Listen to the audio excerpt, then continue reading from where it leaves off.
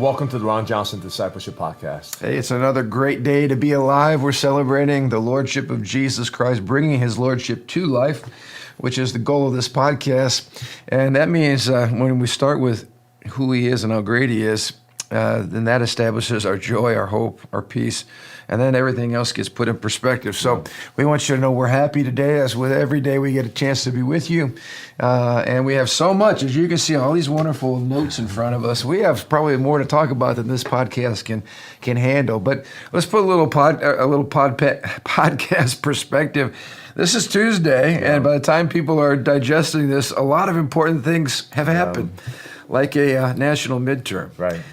So just so you know, you're not going to hear much post-election discussion from us, because this is actually pre-election, just to put it in perspective. Yeah, unless we get a prophetic word for we are believing for the best and praying that you have voted your values, and that obviously the Lord has raised up some really, really great people to represent us. So, but before that, it has been a killer week. And we've seen some amazing things happening. Wednesday, we had our God is Greater Than Government gathering with Micah Beckwith and Christy and Marlon Stutzman and Rob McCoy, Pastor Rob McCoy. Great night of just simply talking about the critical role the church has played in public policy from the foundation of this nation, and the ongoing role that we need to play. And then I'll pass the baton to you, because Friday night we made history at Living Stone, something we had never done before. Yeah, we had our Avada conference, and we talked about that a little bit in the past. Yeah. And we did a commissioning. You did a commissioning of our... That was a blast, by the way. Marketplace. We call it marketplace ministers. Yeah. We made the distinction between folks like us who are pulpit ministers, but then you have other people that are called 9 to 5, 40, 50, 60 hours a week out in the marketplace, and that what they do is just as holy and sacred and valuable as what you and I do. And so the climax of that gathering, which was really, really great, was just simply to call people forward who were willing to recognize and see that they have a holy calling to the marketplace, and to commission them, lay hands on them, pray for them. When there's ordination of a pastor or a clergy or a missionary, there's this implicit understanding that you're giving it all. You're surrendering all for God's cause and His purpose. Yeah. But we call every person who's working in the marketplace to do the same. Is the call to lay your lives down is not just to the clergy; it's to every single person who follows Jesus Christ. Yeah, and there's really more. What we're seeing in the kingdom is there's more. We have more in common than not. Yeah. So in other words, if you're calling, you're running your own business, you're a CEO of your own business, or you're in the management of your business, or a frontline worker, wherever you are. You're called to submit your entire life to the Lord, which means your business belongs to Him, and what you do in your marketplace service and work every week belongs to the Lord. Yeah. But that's the rub, It's easy to talk about, like, well, those religious people that, are called to the pastorate or whatever, but as we share in this podcast, everybody's religious. We all have a worldview that we're living for. The question is, are you willing to fully surrender your life to Jesus? Yeah. And by the way, this is probably a good plug. We're going to start a series on Sunday. I know some of you that digest this podcast aren't local, but we encourage you to go online at lstones.org and check out the new series we're going to be doing called Bringing Jesus to Work. I really, really am excited about this, and something I know you and I'll be collaborating on. But it's really drilling deeper on this whole understanding that what we do every moment of our lives is worship, service, and what was the third one? Worship and service. It's the same word, avada. Yeah. So living our lives as a fragrant sacrifice to the Lord in every dimension. So, all right, well, let's jump into where we were last week. The topic last week was woke capitalism, and we're kind of going to shift this week to not only woke capitalism, but the whole rise of this surveillance capitalism. There's so much data that's being mined and collected every single day from every American who's on any kind of social media or technology, which is pretty much everybody, because that's so much a part of our lives. Yeah. And I want to backtrack just a little bit, because, the whole idea of woke capitalism is corporate America has continually drifted leftward and really been taken over by a lot of social justice warriors, so much so that now they're using their economic clout to really beat people into submission. with the power that they have by withholding or deplatforming. We were talking about there's certain words that we're not even able to use on this podcast because we have been punished twice, and now we're on the verge of being deplatformed. What is that all about? Well, that's woke capitalism. That means if we don't really have free speech in these types of worlds, you have speech that has to fit a certain speech code, and if you go off the speech code, you get punished. And that's what that in an essence is woke capitalism. It is capitalism that has shifted way to the progressive left, and people that now use that clout to beat you into submission, or at worst, okay, just simply to silence you. You might not agree with them, but you're just not going to express your disagreement publicly, at least not on their platform or at their business or whatever. Right. So we had a couple of great examples here. They're actually terrible examples, but we need to highlight them. This was interesting. Penguin Random House. Fortunately, they rejected a demand to cancel a book deal with Supreme Court Justice Amy Coney Barrett after 700 employees, raised a stink about the fact that she was actually writing a book, which, again, that's called freedom of speech, right?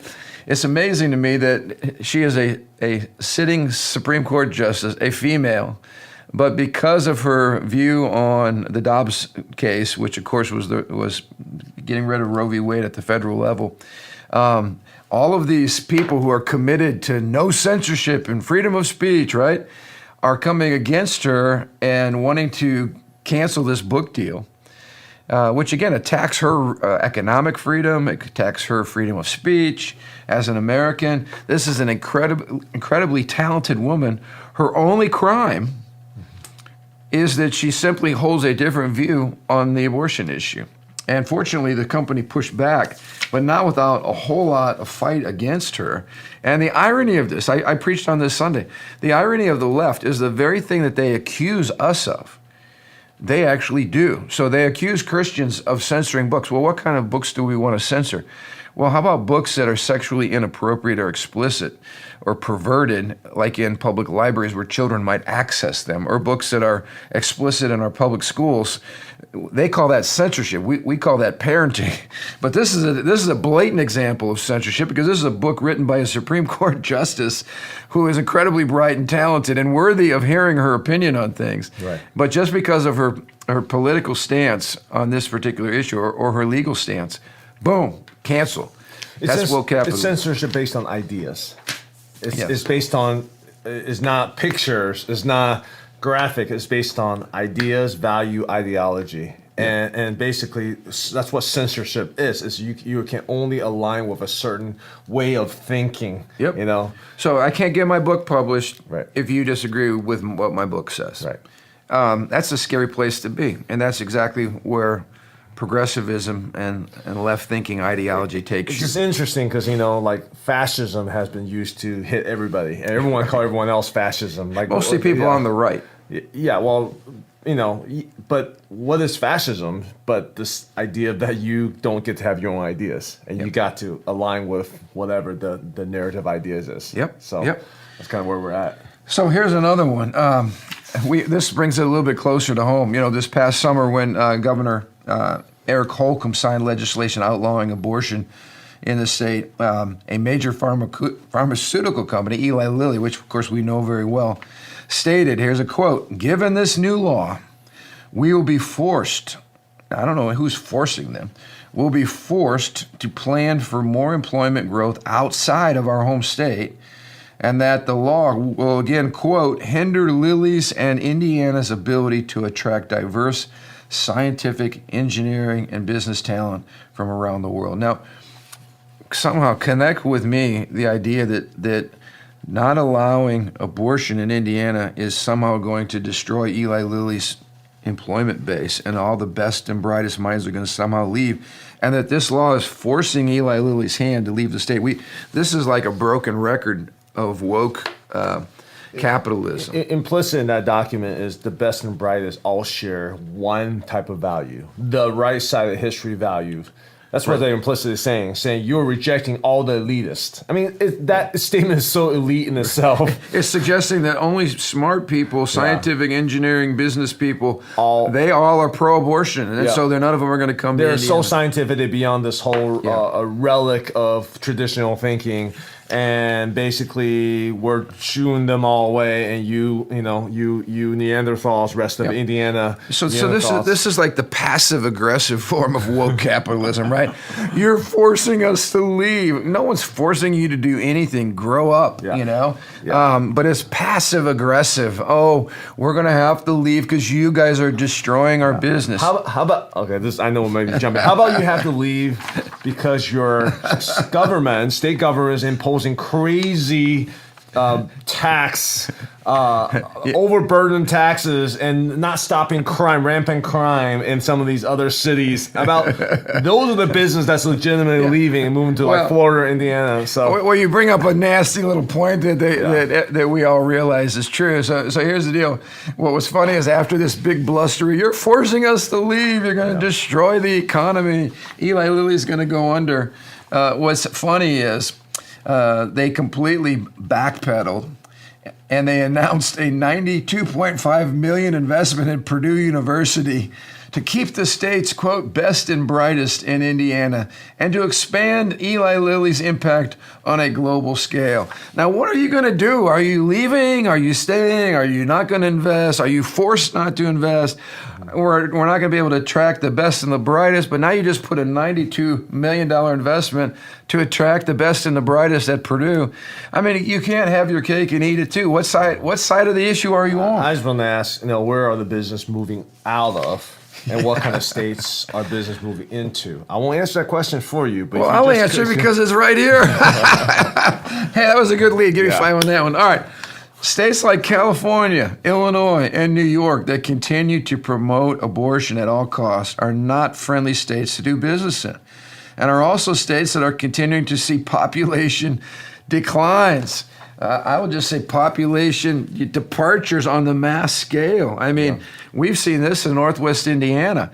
Illinois is blessing us like crazy. We're seeing a mass exodus. Driving housing costs way up. So, well, we're having to rebuild and expand all of our schools. My point is simply this: we live on the edge of Indiana. There is a mass exodus. Yeah. And places on the borders of these kinds of states are experiencing significant growth. Yeah, absolutely. When people leave and vote with their feet. Right. I've never understood this. You tax successful businesses at a higher level, and you say, you got to pay your due. Tax. These people are not stupid. Why would they stay in a state that's going to steal their money? Politicians that are going to steal their money and shame them for being successful. And when you let crime go rampant and then people can just break into your stores, I hang out business all the time. That's unsustainable. That's the last thing they want to deal with of all the things spending on the business owner's plate. Or how about when you tell people, we're going to set a threshold for how much you can steal, and we won't stop you if you steal under this amount. And you got people walking out with sacks. So where should I build my infrastructure for my business? Where should I make a lifetime investment? Yeah. So we just got to expose all this stupidity but again, this is Eli Lilly through woke capitalism threatening the people of Indiana. Because last time I checked again, we have a representative form of government. Who passed this law? It was the majority of people in Indiana who don't want abortion on demand in Indiana. Right. So they're insulting the population of Indiana, the citizens of Indiana, and yet they want to stay here and prosper based on our good laws, our conservative values, and everything else. I want the cake and eat it. So yeah. And this one really gets me. And I'm sharing this because you all need to be aware. If they're doing this to the people that we're going to read about here, they will absolutely do it to you in a heartbeat. This was your bank account has been canceled. Christian organizations lose basic services. Now, many of you know former Senator Sam Brownback. He was senator of this great state of Kansas. He is also former U.S. ambassador at large for religious freedom. He went to J.P. Morgan Chase. That's where they do their banking for the National Committee for Religious Freedom. And let me just mention, religious freedom is not something that's just a conservative or a Christian freedom. This applies to everybody, every single human being on planet Earth. Everybody benefits from religious freedom. This is not controversial. But evidently it is, because here's what happened. When he went to make his first deposit at the bank, he got some startling news. Someone in high finance decided that religious freedom advocates did not deserve to have access to basic financial services. They said, your bank account has been canceled. We'll be sending back your funds. That's it. That's all that he got. And after repeated efforts, and I've heard this numerous times from people this happened to, they're first of all, they're shocked. They go, what? Who do I talk to? Because they're talking to a basic frontline teller or somebody that doesn't have the authority. So when they try to go up the food chain, here's what happened. They were told, well, the decision was made at the corporate level. It's secret. We're not going to tell you about it, and it's irrevocable. That's it. Goodbye. And when I actually talked to one bank employee, she told them that a note in the file read that Chase employees were not permitted to provide any clarifying information to the customer. Now imagine this, you're a customer in good standing. You in a sense have a covenant with the bank, right? They do their services, you do yours, and you have this working contract, right? All of a sudden, with no explanation necessary, you're just shut down. You cannot do any of your business transactions at that bank. And then you try to go to another bank, but the memo's been released. Somebody higher up has told bank X, Y, and Z that somehow you're toxic, and now your entire life is shut down. Because as we talked about last time we were together, so much of our world today is electronic. Mm-hmm. And somebody who it remains anonymous, and we just mentioned it's not really a secret because this is ideologically based. We all know why. I mean, that has happened to the Benham brothers. Yep. We saw what PayPal did to, not PayPal, I'm sorry. Well, PayPal's all involved in that. Yep. Whatever GoFundMe did to the Canadian truckers. Yep.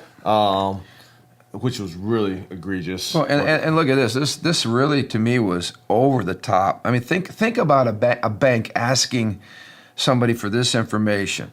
Chase later said, after they kept going after them and after them and after them for answers, that they, quote, would be willing to reconsider doing business if we, this group, would provide our donor list, a list of political candidates that we intended to support, and full explanation of the criteria by which we would endorse and support these candidates. I mean, this is a political witch hunt, and this is woke capitalism at its finest. This is, we share a different political view, and we're going to absolutely punish you. Give us your donors' names, because I'm sure what's going to happen, we will cancel them too. And this is like, we talked about soft totalitarianism. This borders on crossing the line to hard totalitarian. This is like something a communist dictator would do to people who were dissidents, you know? Right. I mean, it's that to me is terrifying. So, I mean, with our greater dependence on financial institutions, financial transactions, Samsung Wallet, Apple Wallet, PayPal, all these different things. I mean, we're giving all kind of we are entangling ourselves with all kind of electrical Silicon Valley financial institutions. Yep. And I think we just need to be aware of what's going on. I'm not saying you need to go and just go off grid, right? Because I'm not saying that's practical. I certainly have no idea how I would do that. But I think we just need to be aware of these entanglements and the control that you are subtly allowing that into your every part of your life. And I want to press this because we do need to say, well, what's our takeaway on here? I think there's some good discussion, but I just want to share one more thing. Yeah. The left and woke ideology in general has never passed the public market of support enough to be actually properly legislated by the majority of people and their representatives. So we saw this for years. This is why we have woke courts. We have the left pushing their agenda through by leftist judges. Mm-hmm. And we have all kinds of judicial activism where the court ends up making laws that doesn't exist or ruling on things that they really have no authority to rule because the law is already clear. But if they can't do it that way, they use corporate thuggery. Now, we're all going to know these names because these are the Marxists that are actually serving in the United States government. Alexandria Ocasio-Cortez from New York, Rashida Tlaib from Michigan, Ayanna Pressley from Massachusetts, They are using their membership in the House Financial Services Committee to cajole banks into curtailing business with fossil fuel companies, firearms, and this one is interesting, private organizations that build illegal immigrant detention centers. They view this tactic as a substitute for their inability to enact their socialistic policies through the democratic process. And this is what AOC told Politico. She said, quote, "There's more than one way to skin a cat, and not everything has to be done through legislation explicitly." Wow, what a telling statement. So if we can't get people to vote for something, and if we can't convince the public that the policy is good, we'll just use Marxist tactics. We'll use woke capitalism. We will threaten banks to not do business with, for instance, firearm companies. Are you kidding me? Last time I checked, we're Americans, and we have the Second Amendment. How in the world does an elected official representing the United States of America strong-arm banks into not doing business with firearms companies who are doing something completely legal in this country? And just because you might not like the Second Amendment does not give you the ability to trample the rights and liberties of others or to punish. What they're trying to do through all of this is destroy people who are ammunition dealers and arms, manufacturers. Who gives them the right to do that? This should be illegal. You don't have the right to destroy somebody's business. Well, they're playing for broke. I mean, they're sometimes I feel like the Marxists they're playing for keeps. Whereas sometimes on the Republican side, we're all trying to be genteel and like civil, and these guys are just like, we're gonna do whatever it takes. There's no rules. There's no guidelines. We're gonna use whatever resource we have to get the job done. You know. Yeah. So maybe this is a good transition. Yeah. And you brought up some really good points. So what are we trying to tell our viewers? We're not going to just sit here and whine for 35 minutes or 40 minutes. What's the point? And so here's the first thing. All of these technological, advances, like we were talking about today, the products that we use that are so much a part of our culture. For instance, he says young people cannot effectively function in society if blocked from using Facebook, Twitter, Gmail, Uber, Amazon, PayPal, Venmo, and other financial transaction systems. I mean, I'm a first-hand experiencer of all this because at my house, there's almost not a day that goes by with a house full of, big family, that someone's not dropping off a package at my doorstep. Sure. Now, this was completely foreign. This is not the way I grew up. You can even have groceries dropped off at your house now. Right.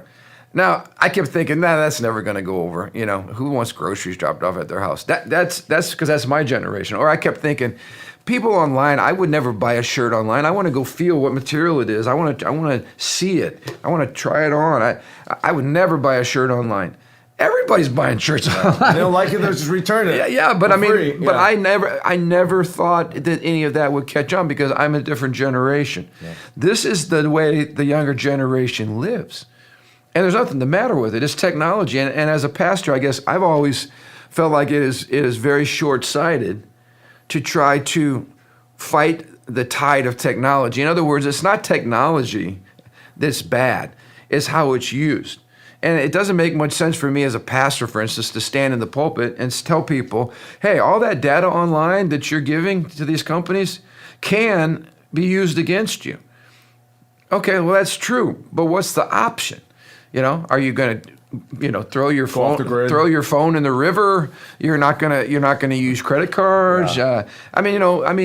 People are not going to change the way that they're living, even though much of this smartphone or smart technology is, like we talked about last week, it's gathering all kinds of data about our lives. Yeah. And all that data is owned by the government, and if put in the wrong hands, will most certainly be used against you. Right. So what's our solution, Pastor? Yeah, I don't have the crazy solution. I think there's some practical things to think about. I think this is not either or. This is there's a multiple levels to this. Again, I use Amazon to buy packages and stuff like that. I get all my books, off I use Kindle, Audible and technology. I think first we just need to be aware of the entanglement of technology. We don't want to be in a place. We got to be aware of the place. I mentioned it's like that Pixar cartoon, Wall-E. Wall-E, yeah. Which it seems as the cartoon's about a bunch of cute robots. It's not. It's about human dependence on technology.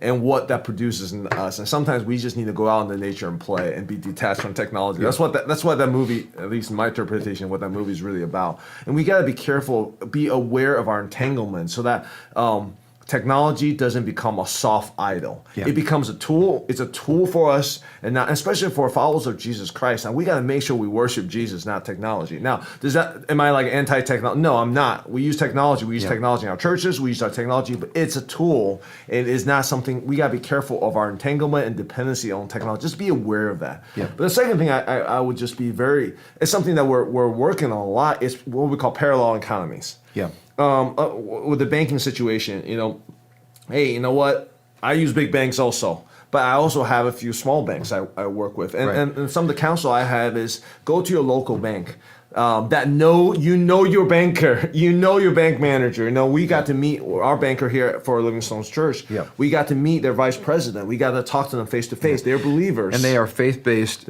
banking institution. Again, when you look at where many of these banks invest their money in terms of charitable things, it is a horror list of leftist agenda causes, especially these major banks. And so on one level, I don't want to put my money in a bank that I know, for instance, is promoting abortion on demand everywhere they go. I don't want to go to certain coffee places. I won't mention any names, but there's certain places I will not buy a cup of coffee because I know the leftist agenda that profit is going to support. Right. So creating a parallel economy, as you said, in other words, we need Christians to get together and start banks that are committed to the glory of God and to blessing people. But there have been parallel technology platform that's been created, parallel informational system, parallel infrastructure. Yeah. They have been, and Elon Musk with the whole Twitter situation. I mean, there is a trend moving that way. So, first of all, business owners, this is what we talk about in the kingdom, in the Avada conference, is to create, we're not trying to create a parallel, we're just trying to create a kingdom which becomes a parallel economy to what the world economy is. For instance, if you're in a school district that is pushing all kinds of leftist, dangerous ideology, pull your kids and create a homeschool or a Christian school. Or a co-op. Or charter school or homeschool. And then we stay involved governmentally because we should be sick and tired of having double pay. We're paying for public schools with our taxes, and then the public schools in many liberal areas insult our values, and then they tell us if you don't like it, you can take your kid out. Right. Okay, well that's nice, but you're keeping my money, and then I have to pay again a second time to put my kid in a private school or a Christian school that's not going to attack my values. That's wrong. My tax dollars should follow me, but we got to work to getting these things into our legislatures, into our law. Creating parallel infrastructure takes decades. Yeah, but it's already started, and I think we need to continue to create ourselves. We need to invest in it. Parallel. You talk about how about create a coffee shop that that promotes kingdom values. Parallel restaurants, parallel all these different things. In other words, don't complain, don't whine. Create, and then if you're not the creative type and you're not the entrepreneur type, well, invest in those. Yep. When I say invest, I don't mean just like invest in a business. Go and patronize those restaurants or patronize those technology companies and use those. And they might not be as great as the established one for now, but you're investing for the future. And those are all things we need to be thinking about. And we applaud people. This is amazing. Back to the wokeness, all right? Yeah. So Elon Musk, when we were being canceled and deplatformed, right, off of Twitter, they basically said, you don't like it, go somewhere else, private company. Yeah. Stinks to be you, so what? Now a private citizen buys it and basically opens up free speech. And did you see the list of major corporations that are boycotting Twitter now? That's an example of, as far as advertising, that's an example of woke capitalism again. What has he done wrong? All he did was open the playing field again. But here's what he did wrong. He is allowing a difference of opinion, a difference of ideas that goes against all the woke ideology. The narrative. And so now again, we haven't silenced the people that we want to silence. We're actually letting them have a platform to speak and to push back and to challenge some of these ideologies, and they don't like it. So it's amazing to me. We're going to now punish a private business that simply is opening up the playing field. it highlights exactly what we're talking about. And you would recognize every one of these companies. They're major So players. he did release all the companies that pulled out advertising? Yep. There's probably 15 or so, major corporations in America. And he probably should have seen it coming. I mean, he's a smart guy. Well, what are they trying to do? They're trying to destroy him. We're going to remove your funding, and we want to destroy you. Now, I don't think it's you just will. It's just a little harder to destroy the richest person in the world, economic. And this is where we get into these things, and that's why again, like we have to create those financial engines. We got to create those systems. Elon Musk, why is he more insulated against that type of attack? Because he has infrastructures and Tesla and SpaceX and all these other things in place, and we got to create these infrastructure. And the last thing I will say is it's obvious. We got to elect righteous people. See, it's interesting because in many ways, why are they going through all these corporate venues for censorship? Because they're private, they are exempt from some of the governmental restrictions for free speech. So they're like, well, we're private, we can do whatever we want. But there's still government oversight, and there's still legislature to kind of level the playing ground, like kind of like what's happening right here. And we got to elect righteous people. And this is a great way to end. Of course, again, we just had it. By the time you hear this, you'll know the results of the election. But many pollsters are predicting a red wave because Americans, the run-of-the-mill American, is fed up with what's happened and ready for change. This is interesting. This article is called "Here Comes the Shun." S-H-U-N. GOP urged to snub woke companies after the midterms. This person reminds conservatives, elected officials, these companies have colluded with the Biden administration to silence conservative voices. They promoted lies about voter ID and chose not to support conservatives who stand for fair elections. They are paying for travel costs for employee abortions, including late term, subsidized by their customers. Now think about that. What if you're a Christian, you're working for a company, and they come out and say, look, we'll fly you from another state into our state. We'll pay for your abortion with our corporate money. I mean, talk about insulting to people who have different values. A majority, they said, of which customers stand for life. They're promoting radical gender theory, gender modification onto our children. They supported anti-police BLM movement that wreaked havoc on our streets and in our neighborhoods across the country and has contributed to a spike in violent crime. They're saying, the conservative gets elected, they're now senator, they're now a congressman or congresswoman, and what happens? All of these companies now want to cozy up and partner with you and come alongside. And he's saying, wake up. These folks do not have our interest in mind. There's only one way to send a message, and that's by playing hardball back. Like, you will not promote your woke ideology upon the American people. You're not going to deplatform. You're not going to bully. You're not going to do all the things that you used to do. And if you'll continue to do that, we won't do business with you, or we'll pass legislation to reel you in. So anyway, this is all the stuff that I love about a Christian worldview. It's like we're not fatalists. We can get involved. We can run for office. We can support candidates. We can speak the truth. We can do a lot of things. We can start businesses, start schools, start banks, and we can win, and we will win if we get involved, and that's the good news. We are winning. Yeah, that's the good news. So I hope this is helpful. I had one gentleman come up to me. He says, I love watching the podcast. He said, what you guys are talking about is like happening right now. I mean, and I hope you all see that. Like, the topics we're hitting right now could not be more relevant. This is just what I pulled off within the last 2 weeks.